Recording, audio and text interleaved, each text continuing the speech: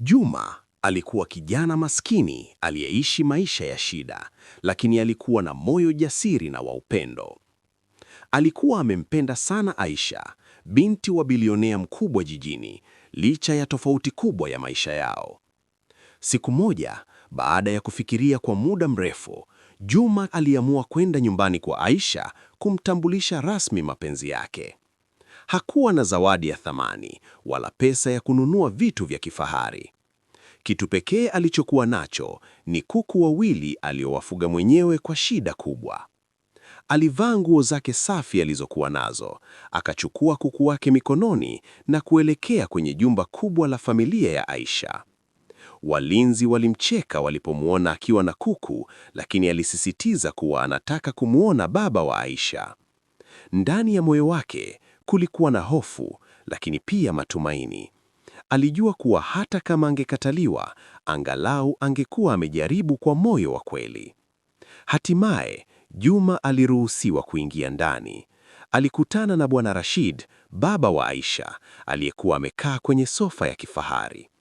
Juma alisimama mbele yake kwa heshima, akiwa ameshika kuku wake wawili. Tukio hilo lilikuwa la kushangaza sana. Bwana Rashid alimtazama juu chini kwa dharau. "Unataka nini wewe?" aliuliza kwa sauti kali. Kwa ujasiri mkubwa, Juma alisema, "Nimekuja kukuomba ruhusa ya kumpenda binti yako, Aisha." Kisha akainua kuku wale wawili na kusema, "Hii ndiyo zawadi yangu. Sina kingine, lakini nina moyo wa kweli." Maneno hayo yalimfanya Bwana Rashid acheke kwa dharau kubwa.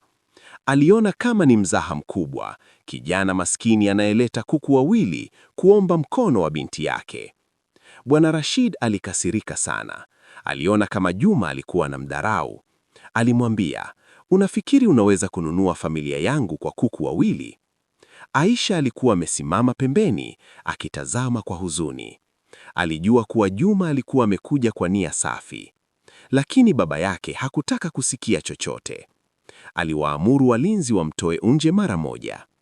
Juma alitolewa nje huku bado ameshika kuku wake, lakini moyo wake ulikuwa umevunjika. Hata hivyo, kabla hajaondoka, alimwangalia Aisha na kusema kwa machozi, "Nitarejea siku moja nikiwa mtu bora." Baada ya tukio hilo la aibu, Juma hakukata tamaa. Badala yake, tukio lile lilimpa nguvu mpya. Alianza kufanya kazi kwa bidii maradufu, hakulala bila kupanga hatua ya kesho. Alianza kuuza kuku zaidi, akapanua biashara yake polepole. Miaka ilipopita na biashara ya Juma ilikuwa sana. Kutoka kuku wawili, sasa alikuwa na shamba kubwa la mifugo. Alipanua biashara hadi kuwa muuzaji mkubwa wa bidhaa mbalimbali. Alikuwa akiheshimiwa na watu wengi.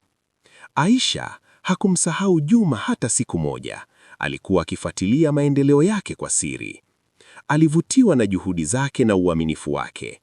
Siku moja, Juma alirudi kwenye jumba lile lile, lakini safari hii akiwa ndani ya gari la kifahari. Hakushika kuku tena, bali alibeba heshima na mafanikio.